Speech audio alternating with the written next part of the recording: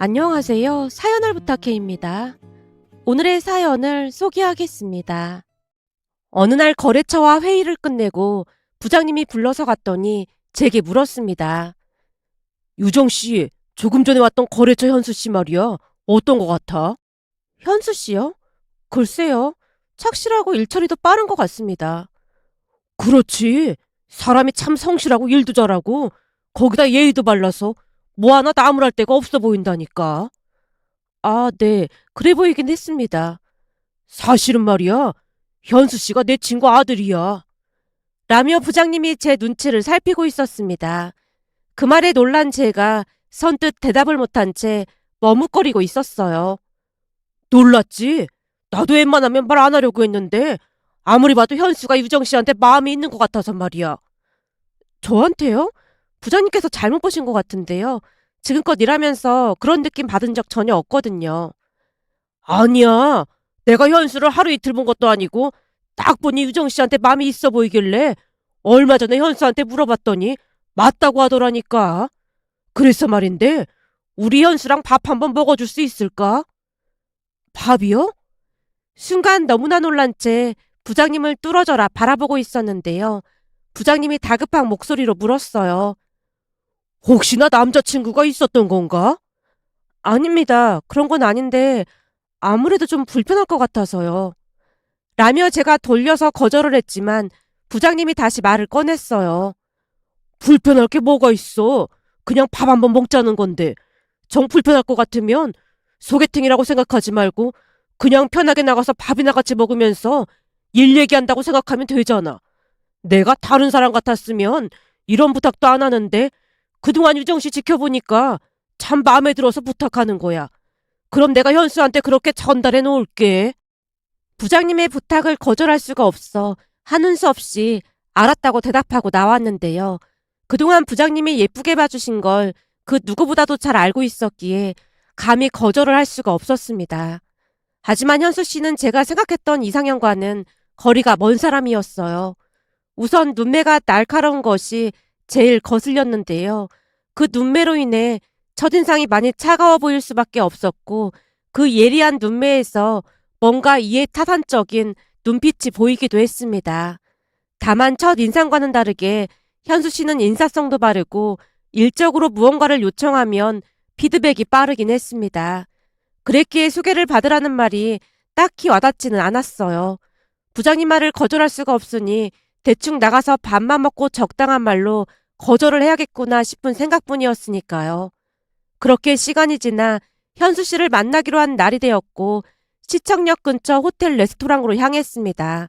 레스토랑으로 가는 내내 적당히 둘러대고 헤어져야지라는 생각만 가득했고 잠시 후 레스토랑 안으로 들어갔는데요. 현수 씨가 먼저 와서 기다리고 있었습니다. 그리고 예상했던 대로 현수 씨는 예의 바르고 말도 조리 있게 잘했어요. 다만 말투가 상투적이고 비즈니스적인 느낌이었다고 해야 할까요? 역시나 제 스타일이 아니었기에 식사를 하는 내내 어색한 미소를 지은 채 적당히 대답을 했지만 현수 씨는 최선을 다해 어필하려 노력하는 모습이었습니다. 잠시 후 식사가 끝난 뒤 카운터로 갔는데요. 얼핏 보니 음식 가격이 몇십만 원이나 나온 것 같아 보였어요. 아무리 생각해봐도 부담스러운 금액이었기에 잠시 당황하다가 제가 먼저 말을 꺼냈습니다. 저기 현수 씨, 금액이 너무 많이 나온 것 같은데 더치페이 하는 게 좋을 것 같아요. 아닙니다. 제가 오늘 식사 대접하려고 일부러 비싼 식당으로 온걸요. 그러니까 신경 쓰지 마세요. 저는 오늘 유정 씨랑 같이 식사한 것만으로도 황송할 따름인걸요. 네? 제가 뭐 대단한 사람도 아닌걸요. 아니죠. 저한테는 엄청 대단한 사람입니다. 정말 미안하시면 다음에 유정 씨가 밥 한번 사주시던지요.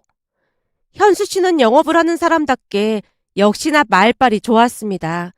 그 뒤에도 제가 돈을 보내주겠다고 몇 번이나 말했지만 현수 씨는 그저 밥을 사라는 말만을 할 뿐이었어요. 결국 얼마 뒤 밥을 사기 위해 다시 현수 씨를 만났고 식사를 하는 내내 현수 씨가 더욱 적극적으로 어필을 했습니다. 그러면서 조금씩 현수 씨의 말빨에 넘어갔다고 해야 할까요? 말을 워낙 잘하다 보니 같이 있으면 왠지 대접받는 느낌이 들었으니까요. 거기다 첫 인상과는 다르게 차가운 사람도 아닌 것 같았기에 몇 번 더 만나보기로 했고 얼마 뒤 우리는 연인 사이가 됐습니다. 사귀는 동안 매너가 워낙 좋은 모습이었기에 점점 더 마음에 들기 시작했는데요. 식당을 가던 어디를 가던 예의 바르게 행동하는 모습이 더욱 마음에 들었던 것 같습니다. 우리가 사귄다고 했을 때 부장님이 축하한다며 밥까지 사주셨는데요. 거봐, 내가 딱 보자마자 둘이 잘 어울릴 것 같더라니까. 둘이 아주 잘 어울린다. 감사합니다. 이게 다 삼촌 덕분이에요. 현수 씨가 부장님께 삼촌이라는 단어를 사용했는데요. 사적인 자리에서는 현수 씨가 부장님을 삼촌이라고 불렀습니다. 그렇게 한 1년 정도 사귀는 동안 아무런 문제도 없었고 1년이 지나가면서 서서히 결혼 이야기가 나오기 시작했습니다. 우리 사귄 지 1년 넘은 것 같은데 혹시 결혼 생각해봤어? 결혼은 아직 생각 안 해봤어. 그럼 이제 슬슬 생각해보자. 우리 부모님은 내가 빨리 결혼하길 바라고 계시거든. 그래? 그럼 나도 한번 생각해볼게. 라며 제가 대수롭지 않게 대답했는데 그 뒤에도 현수 씨가 계속해서 결혼 이야기를 꺼냈습니다. 결국 얼마 뒤 남자친구네 집에 인사를 가게 됐고 정신을 차려보니 어느새 상견례 자리에 앉아 있었어요. 남친이 우리 부모님께도 아주 잘했기에 우리 집에서도 적극 환영하는 분위기였고 남친 부모님도 저를 마음에 들어 하셨습니다. 그러다 보니 자연스레 결혼을 서둘렀고 결혼 전 이것저것 상의를 하게 됐습니다. 어느 날 현수 씨가 먼저 말을 꺼냈어요. 나는 한 1억 5천 정도 모았는데 유정이 너는 얼마나 모았어? 나는 전에 따로 나와 살면서 부모님한테 미리 3억 정도 받은 게 있고 내가 모은 돈도 한 1억 정도는 될 것 같아. 부모님이 3억이나 주셨단 말이야? 동생이랑 똑같이 나눠주시기로 한 거라 난 미리 준 거지 뭐. 그럼 나랑 차이가 너무 많이 나네? 차이가 나다니? 그게 무슨 말이야? 그렇잖아. 넌 집에서 3억씩이나 도와주셨는데 너도 알다시피 우리 본가에서는 보태줄 형편이 안 되거든. 그러니까 내 입장에서는 많이 미안할 수밖에 없는 거잖아. 형편대로 하는 거지. 그런 게 무슨 상관이 있다고 그래. 난 괜찮으니까 신경 쓰지 마. 둘이 모은 돈 합하면 전세는 얻을 수 있겠다. 그럼 된 거 아닐까? 남친이 고개까지 떨군 채 미안해했기에 제가 급히 남친을 달랬는데요. 사실 우리 집은 여유로운 편이었기에 취업을 한 뒤 부모님께 3억을 증여받았습니다. 그때 당시에는 그냥 당연하게 받아들였는데 주변을 둘러보니 남편도 그렇고 형편이 어려운 집도 많다는 것을 깨닫고는 부모님께 감사한 마음이 들었습니다. 하지만 예비시댁은 여유롭지 못한 상황이었기에 돈을 보태줄 수 있는 형편이 아니어서 가지고 있는 돈으로 결혼하고 신혼집을 구했습니다. 그 뒤 여느 신혼부부들처럼 순탄한 신혼생활을 했습니다. 친정이 신혼집에서 가까워서 오며 가며 자주 찾아뵙는 편이었고 부모님은 지극정성이라고 할 정도로 남편에게 잘했어요. 갈 때마다 진수성찬을 차려놓은 건 말할 것도 없었고 나들이 겸 백화점에 가서 남편 옷과 이것저것들을 사주기도 했습니다. 그럴 때마다 남편이 90도로 허리 숙여서 감사 인사를 했고요. 그런데 조금 신기했던 것이 있었는데요. 명절을 앞둔 어느 날 남편이 먼저 말을 꺼냈어요. 여보, 명절날 처가댁부터 갔다가 본가에 갈까? 명절날 친정부터 간다고? 우리 집에서 가까우니까 처가댁부터 갔다가 본가에 가는 게 좋을 것 같아서 그래. 나야 좋긴 하지만 어머님 아버님께서 서운해하지 않으실까? 그건 내가 잘 말할 테니까 걱정할 필요 없어. 그럼 처가댁부터 갔다가 본가 가는 거다. 남편이 다시 강조해서 말하는 모습에 조금은 낯선 기분이 들었지만 그만큼 우리 부모님을 신경 써준다는 생각에 고마운 마음이 더 컸던 것 같습니다. 그렇게 명절이 다가왔고 즐거운 마음으로 전날부터 친정에 갔는데요.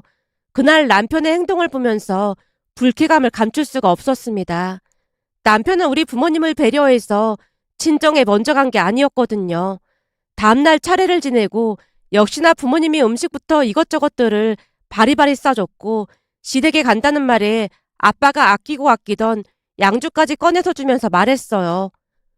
이 양주 사돈 양반 갖다 드려라. 이거 엄청 비싼 양주를 아빠가 아끼던 거잖아.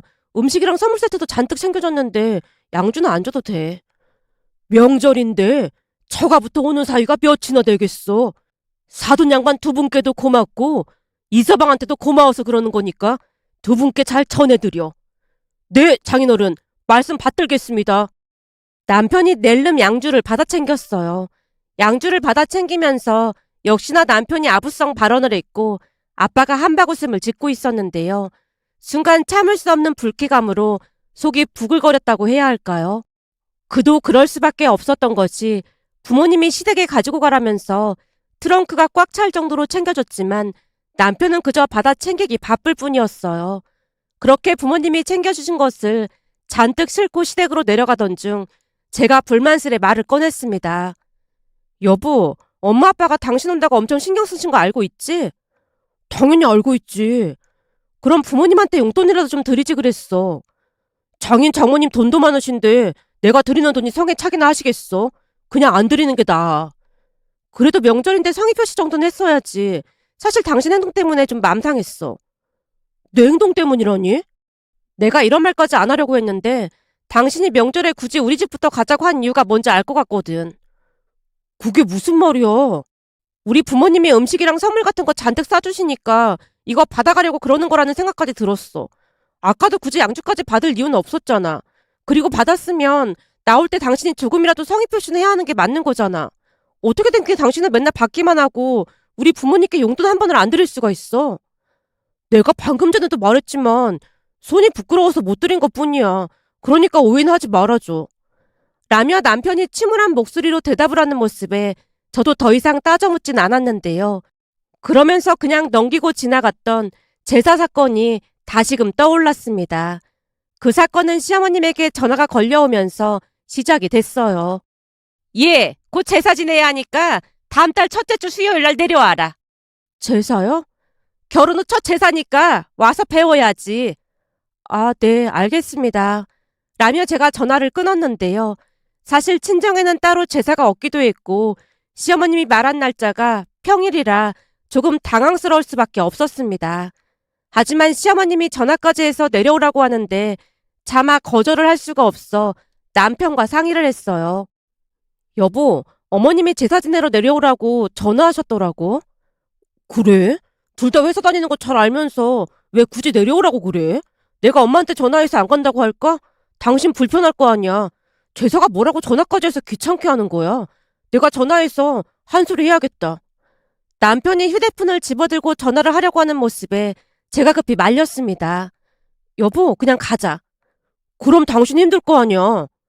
그렇다고 지금 당신이 전화해서 뭐라고 하면 어머님이 얼마나 기분 나쁘시겠어. 나 괜히 찍히기 싫으니까 절대 전화하지 마. 역시 내가 현명한 사람이랑 결혼을 했다니까. 당신처럼 현명한 아내가 내 아내랑 얼마나 좋은지 모르겠어. 내려가면 내가 도와줄 거니까 당신은 별로 할 일도 없을 거야. 남편이 몸을 넙신대며 아첨을 해댔는데요. 어찌나 말을 번지름하게 하던지 딱히 기분이 나쁘진 않았습니다. 그렇게 얼마 뒤 제사를 지내러 내려갔는데 내려간 지 30분도 되지 않아 남편이 말했어요.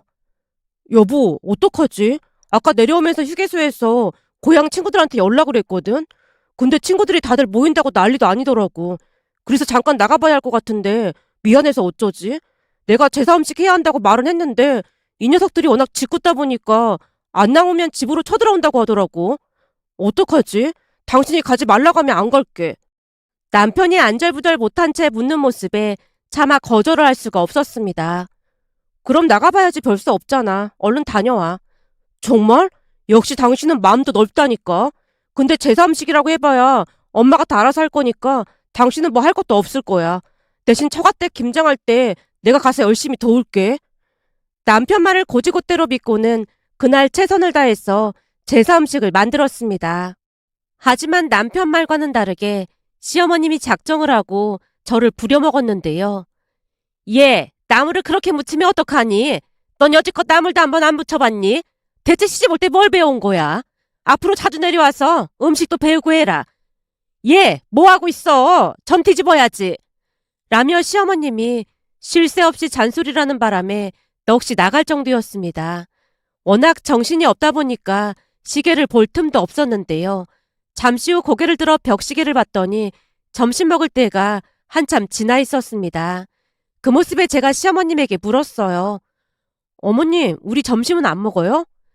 그냥 음식하면서 전 몇 개 집어먹으면 되는 거지. 이 바쁜데 따로 점심 차릴 시간이 어딨어.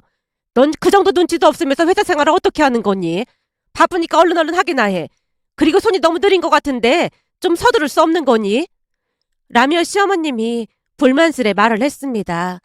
덕분에 그날 점심 저녁까지 다 굶은 채 음식을 만들었는데요. 잠시 후 시어머님이 제게 말을 했습니다. 조금 있으면 제사 지낼 시간이니까 현수한테 전화 넣어라. 네. 시어머님의 말에 제가 남편에게 전화를 했고 마치 기다렸다는 듯이 남편이 집으로 들어왔습니다. 당신 혹시 이 근처에 있었던 거야? 어? 아니야. 막 들어오던 길이었어. 제 물음에 남편이 눈을 피한 채 대충 대답했는데요. 시어머님이 대화에 끼어들었습니다. 여자가 그렇게 캐물으면 남자들이 질려하기 마련인 게야. 항상 남편 하는 거에 토달지 말고 순종해. 그래야 집안이 잘 돌아가니까 반드시 명심하고. 어머님, 요즘 세상에 남자 여자가 어딨어요. 너 지금 나한테 말대꾸하는 거니?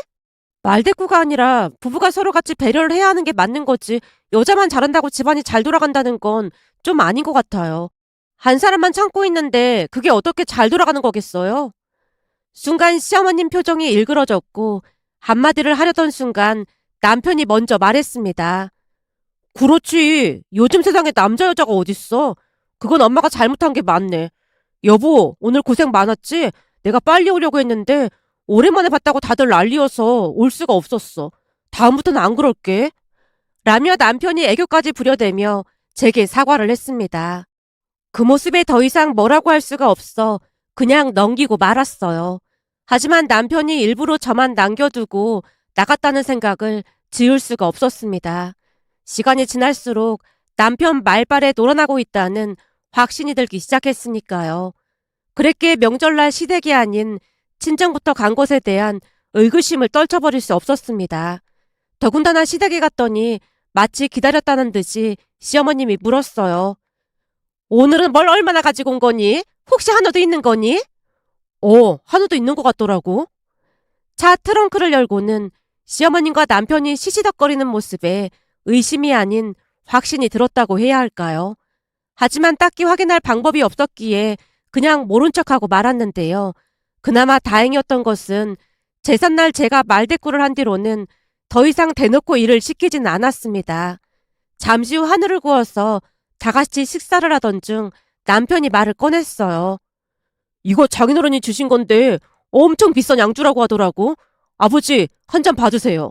라며 시아버님께 따라드리려고 하던 순간 시어머님이 제게 말했어요.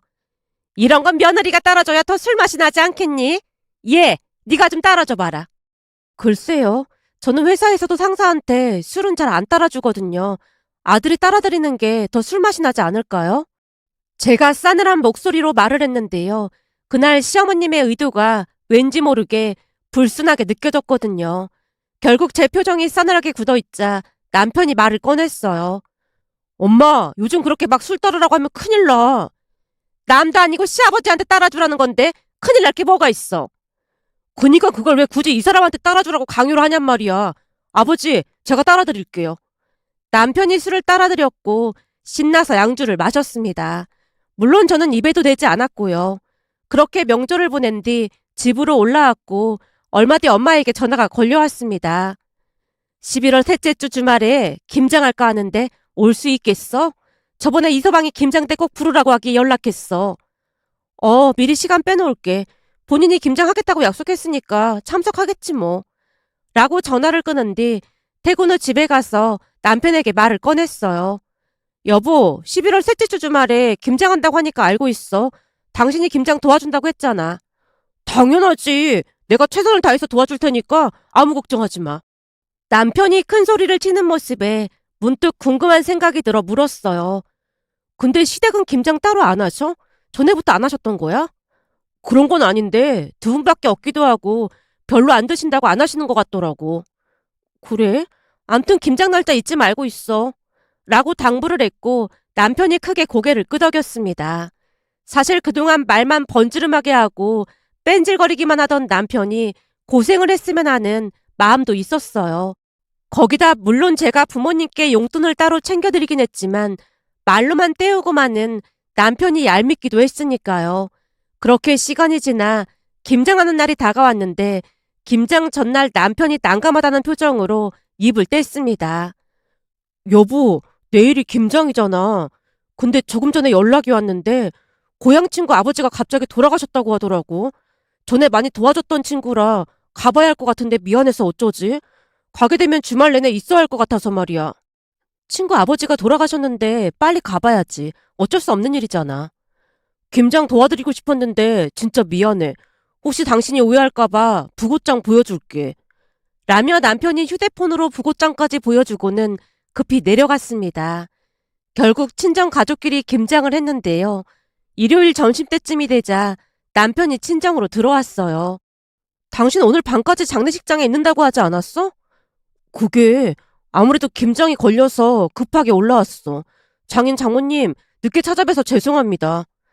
아니야. 친구 아버지가 돌아가셨다는데 당연히 가봐야지. 그럼 점심 안 먹었겠네.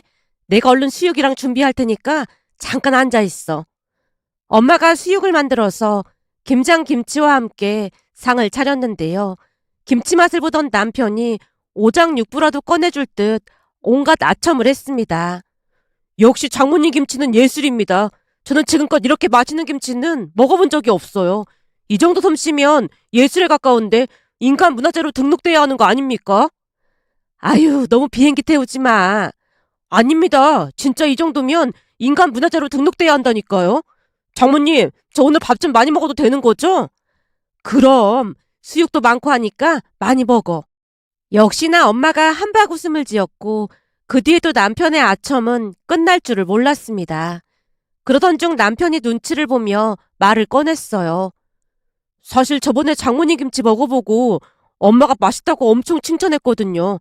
동네 분들 오실 때마다 장모님 김치 맛보라고 하면서 막 자랑하고 난리도 아니었다고 하더라고요. 사부인도 김치 잘하실 텐데 너무 과찬을 하셨구만 그래. 장모님 음식 솜씨에 비하면 우리 엄마는 그냥 세 발의 피죠 뭐. 남편이 작정을 하고 엄마를 띄워주자 엄마가 먼저 말했습니다. 그럼 말 나온 김에 사돈 두 분도 맛 좀 보시라고 김치 좀 보내드릴까? 정말요? 그럼 엄마 아버지가 엄청 좋아하실 겁니다. 그럼 내가 몇 통 담아서 보내드리지 뭐. 장모님, 이 은혜 평생 잊지 않겠습니다. 라며 남편이 자리에서 일어나 90도로 인사까지 했습니다. 그 모습에 엄마가 좋아서 어쩔 줄을 몰라 했고요.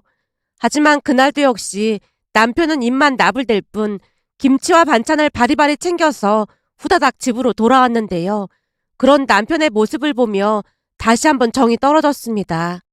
그때쯤은 우리 부모님을 이용하고 있다는 생각마저 들었거든요. 말만 번지르르 하면서 실속만 차리는 것 같아 조금씩 마음이 식어가고 있었습니다. 그러던 어느 날은 친정 아파트 엘리베이터가 공사 중이어서 계단으로 오르내리던 엄마가 넘어지시는 바람에 발목을 크게 다쳤습니다. 결국 의사가 수술까지 해야 한다고 말을 했고 그날 집에 돌아와서 남편에게 말을 꺼냈어요. 엄마 수술하셔야 한다는데 수술비가 200만 원 정도 나올 것 같아. 그중 반 정도는 우리가 보태고 싶은데 당신 생각은 어때? 수술비가 많이 나온 것도 아닌데 굳이 우리가 보태야 하는 거야? 남편이 뾰로통한 얼굴로 대답을 했습니다. 그동안 부모님이 이것저것 많이 챙겨주셨는데 그 정도 성의 표시는 해야 할 것 같아서 말 꺼낸 거야.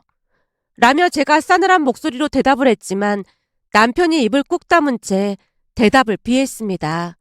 그 뒤 병원비 문제를 두 번 다시 언급하지 않는 모습에 결국 제가 가지고 있던 비상금으로 엄마에게 드렸어요. 엄마, 이거 병원비에 보태. 우리 돈이 있으니까 그냥 넣어둬. 내가 이 정도는 해주고 싶어서 그래. 라며 억지로 엄마 손에 돈을 쥐어드렸습니다. 그 와중에도 남편은 제가 병원비 이야기를 꺼낼까 싶어 비하는 기색이 역력해 보였습니다. 그 모습에 더욱 정이 떨어질 수밖에 없었는데요. 그동안 우리 부모님이 사위한테 그렇게나 잘했는데 어쩜 그럴 수가 있는 것인지 도무지 이해할 수가 없었습니다. 그 일을 겪으면서 내가 이 정도밖에 안 되는 남자랑 결혼을 했구나라는 생각에 하루하루 너무 힘들기만 했으니까요. 결국 그 일로 인해 부부 사이에 조금씩 금이 가기 시작했고 한 달가량 거의 대화도 하지 않은 채 지냈습니다. 그리고 그때부터 이혼이라는 단어가 스멀스멀 피어올랐던 것 같습니다. 그런데 그 일이 있은 지 5개월쯤이 지난 어느 날 남편이 말을 꺼냈어요. 요즘 우리 사이가 좀 그렇잖아. 그래서 화해도 할 겸 내가 레스토랑 예약했거든.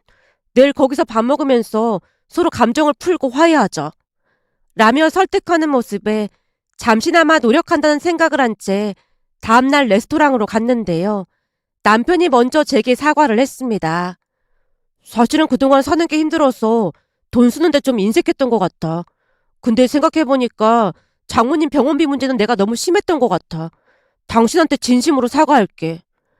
병원비 얼마 되지도 않는데 그냥 좋은 마음으로 드렸으면 좋았잖아. 그동안 우리 부모님이 당신한테 그렇게나 잘했는데 진짜 너무한 거야. 그러게, 내가 생각이 짧았던 것 같아. 난 단지 빨리 돈 모아서 집도 사고 할 생각뿐이어서 그랬어. 내가 다시 한번 사과할게.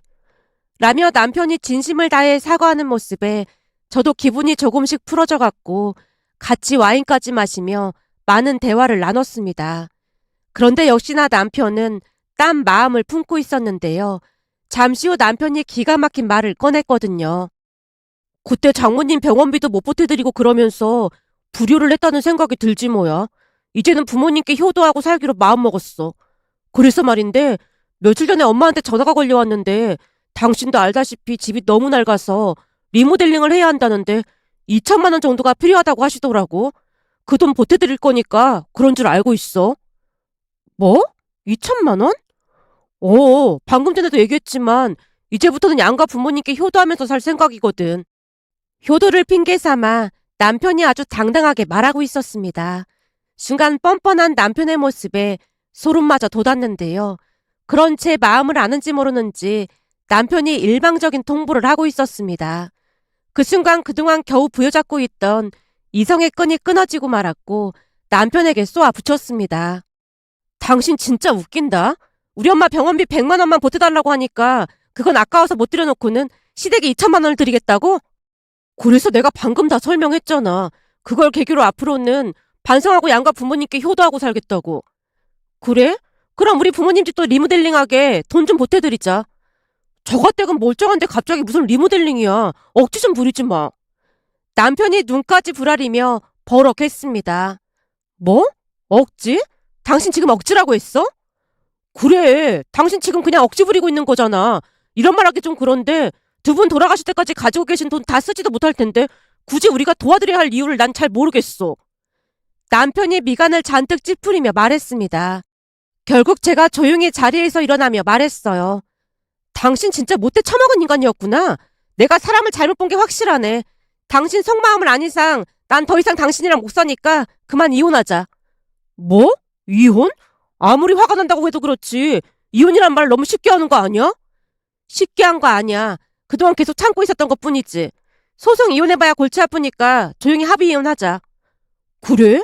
이혼하자고 하면 누가 무서워할 줄 알아? 라며 남편이 다시 큰 소리를 쳤고 그날 짐을 싸서 친정으로 들어갔습니다.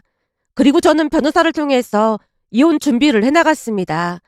처음에는 부모님도 놀라시는 듯 했지만 시간이 지날수록 부모님도 남편의 실체를 알았던 것인지 두 분 다 말리지 않았습니다. 오히려 엄마가 걱정스레 말을 했거든요. 사실은 그동안 나도 이서방이 돈 욕심이 너무 많은 것 같아서 걱정도 되고 그랬어. 요즘 뉴스 보면 돈 때문에 별의별 짓을 다 하고 사달이 나는 경우도 많잖아. 그러니 우리 입장에서는 걱정이 되더라고.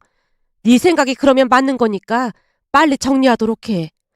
라는 부모님 말에 최대한 빨리 이혼을 진행했습니다. 이혼을 하면서도 남편의 행동에 다시 한번 기가 막힐 수밖에 없었는데요. 알고 봤더니 부모님이 주셨던 3억도 재산 분할이 된다고 생각을 했던 모양이었어요.